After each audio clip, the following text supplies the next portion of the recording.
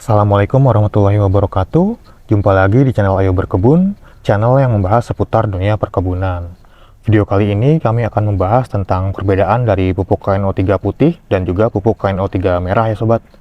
Nah, di hadapan sobat ini sudah ada pupuk KNO3 putih dan juga pupuk KNO3 merah yang real ya sobat dari Paktani. Dan untuk pupuk KNO3 putih dari Paktani ini ada yang berbentuk pril dan juga ada yang berbentuk kristal ya sobat. Nah, sebelumnya kita bahas dulu ya sobat, pupuk KNO3 itu apa. Jadi pupuk KNO3 itu adalah pupuk kalium nitrat nitrogen. Nah, di sini sobat bisa lihat kandungan unsur haranya sobat ya, nitrogen dari nitrat dan juga kalium. Nah, jika sobat sering mendengar pupuk NPK, nitrogen, fosfat, dan kalium, nah jadi pupuk KNO3 itu adalah pupuk nitrogen dan juga kalium. Jadi nggak ada P-nya, nggak ada fosfatnya. Jadi hanya nitrogen dan juga kalium aja. Nah, untuk kandungan unsur hara dari pupuk KNO3 putih ini, kandungan dari nitrogen nitratnya itu sebanyak 13% dan juga kaliumnya itu sebanyak 45%. Sedangkan untuk pupuk KNO3 merah itu kandungan dari nitrogennya itu sebanyak 15% dan juga kaliumnya sebanyak 15%. Jadi untuk nitrogen dan juga kaliumnya itu seimbang sobatnya di sini 15-15 untuk KNO3 merah. Sedangkan untuk pupuk KNO3 putih ini kandungan kaliumnya itu tinggi ya sobat ya. Di sini 45%, jadi lumayan tinggi untuk unsur hara kaliumnya itu. Dan untuk pupuk KNO3 merek lain atau produsen lain, biasanya kandungan unsur haranya itu sama aja sobat ya. Atau kalau ada yang beda itu paling beda sedikit, nggak beda jauh untuk persentasenya itu. Nah, jadi untuk kandungan unsur hara dari KNO3 itu adalah nitrogen dan juga kalium ya sobat. Sebelumnya kita bahas dulu untuk fungsi dari unsur hara nitrogen itu apa. Sobat bisa lihat pada gambar berikut ini. Untuk unsur hara nitrogen itu fungsinya yang pertama memperkuat dan memperkokoh tanaman serta daun berwarna hijau tua, merangsang pertumbuhan vegetatif, produksi pigmen hijau atau klorofil yang membuat tanaman lebih hijau, berfungsi untuk sintesa amino dan protein. Nah, kemudian untuk fungsi dari unsur hara kalium yang pertama meningkatkan kualitas panen lebih manis, lebih besar, dan lebih mengkilat, meningkatkan transportasi fotosintesis pada tanaman, meningkatkan pertumbuhan akar tanaman, meningkatkan daya tahan terhadap hama dan penyakit, mengatur status air dan meningkatkan toleransi terhadap stres kekeringan, memperkuat dan memperkokoh tanaman. Nah, itu dia fungsi dari masing-masing unsur hara nitrogen dan juga kalium ya sobat ya. Nah, jadi untuk fungsi dari pupuk KNO3 putih dan pupuk KNO3 merah ini, untuk KNO3 yang merah ini karena kandungan unsur haranya nitrogen dan kalium itu seimbang dan juga tidak terlalu tinggi ya sobat ya, sebanyak 15% masing-masing. Jadi untuk pupuk KNO3 merah ini lebih cocok itu digunakan untuk fase vegetatif ya sobat atau fase pertumbuhan. Sedangkan untuk pupuk KNO3 yang putih ini dia karena kaliumnya tinggi di sini sebanyak 45%. Jadi untuk pupuk KNO3 yang putih ini lebih cocok itu digunakan pada fase generatif atau fase pembungaan atau pembuahan. Nah, untuk keunggulan dari pupuk KNO3 merah ini bisa kita lihat dulu di sini keterangannya sobat ya. Yang pertama, mudah larut dan cepat diserap oleh tanaman, tidak menyebabkan keasaman pada tanah, bebas dari klorin, mempercepat proses pembungaan dan pembuahan, meningkatkan produksi dan kualitas buah, biji atau umbi, meningkatkan berat serta menambah rasa dan aroma buah.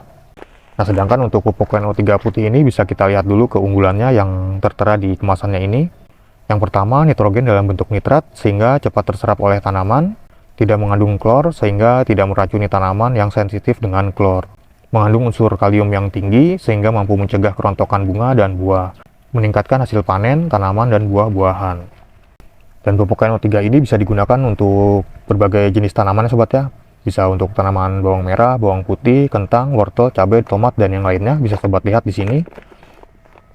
Nah, kemudian di sini ada rekomendasi dosis penggunaan pupuk KNO3 yang merah ini untuk padi 25 kg per hektar area, kemudian cabai 100 sampai 150 kg per hektar, bawang merah 150 kg per hektar, tomat 100 sampai 150 kg per hektar, semangka 125 kg per hektar, melon 175 kg per hektar, kentang 150 kg per hektar, timun 30 kg per hektar, jeruk 50 sampai 75 gram per pohon untuk umur 1 sampai 2 tahun, atau 100 sampai 250 gram per pohon untuk umur 2 sampai 4 tahun. Untuk tanaman mangga 50 sampai 75 gram per pohon untuk umur 1 sampai 2 tahun atau 100 sampai 500 gram per pohon untuk umur 2 sampai 5 tahun. Dan untuk sayuran dan buah-buahan lainnya 20 sampai 50 kg per hektar. Nah, sedangkan untuk pupuk KNO3 putih di sini bisa sobat lihat dosisnya. Untuk padi 25 kg per hektar, cabai 100 sampai 150 kg per hektar, bawang merah 150 kg per hektar, tomat 100 sampai 150 kg per hektar, semangka 125 kg per hektar, melon 175 kg per hektar, kentang 150 kg per hektar, timun 50 kg per hektar, dan untuk tanaman jeruk 250 sampai 500 gram per pohon untuk umur 4 sampai 5 tahun atau lebih. Untuk mangga 500 sampai 1000 gram per pohon untuk umur di atas 5 tahun. Dan untuk sayuran dan buah-buahan lainnya 20 sampai 50 kg per hektar. Nah, kemudian untuk cara aplikasinya di sini, untuk yang KNO3 merah ini dikocor dengan konsentrasi 2 sampai 5 gram per liter air atau ditugal dengan dosis 5 sampai 10 gram per tanaman. Dan untuk tanaman padi bisa ditabur dengan dosis 25 kg per hektar area. Jadi untuk cara aplikasinya itu sama ya sobat ya. Untuk pupuk KNO3 putih dan juga pupuk KNO3 merah, cara aplikasinya itu bisa dengan cara dikocor ataupun ditugal. Dan dosisnya juga sama 2 sampai 5 gram per liter air atau ditugal dengan dosis 5 sampai 10 gram per tanaman.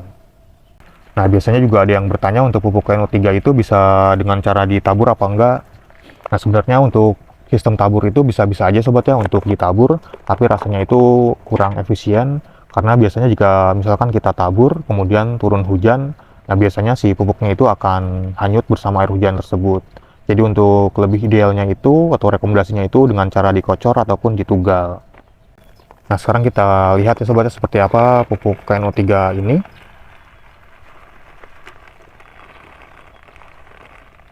Nah, ini pupuk KNO3 putih. Dia berbentuk pril bersih seperti ini ya sobat ya. Dan ini pupuk KNO3 merah. Nah, ini perbedaannya sobat ya. Untuk bentuknya itu sama, pril, hanya beda di warnanya aja sobat ya. Dan juga kandungannya juga beda. Fungsinya juga beda sobat ya. Jadi jangan salah beli sobat atau jangan sampai salah aplikasi. Untuk pupuk KNO3 yang merah ini sobat bisa aplikasikan pada fase vegetatif atau fase pertumbuhan, dan yang putih ini sobat bisa aplikasikan pada fase generatif atau fase pembungaan atau pembuahan. Nah, jika di antara sobat ada yang sedang mencari pupuk KNO3 untuk tanaman sobat, mungkin bisa membelinya di toko-toko pertanian terdekat ya sobat. Sudah banyak yang menjualnya, atau sobat juga bisa membelinya secara online di marketplace seperti Tokopedia, Bukalapak, Shopee, atau yang lainnya. Atau sobat juga bisa langsung mengunjungi link yang ada di deskripsi video ini, nanti akan kami lampirkan linknya.